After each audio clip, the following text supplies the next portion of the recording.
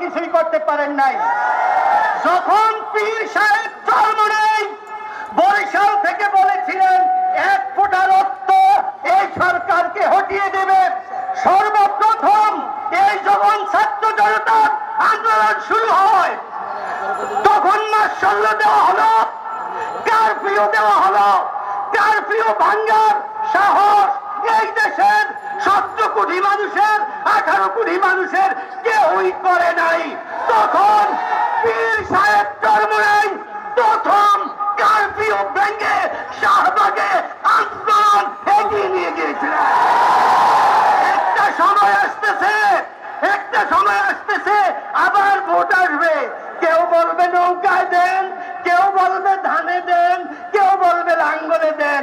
আমার ভাইয়েরা, ইতিহাস যেন কেউ বিকৃত না করতে পারে, ইতিহাস যেন কেউ বিকৃত না করতে পারে।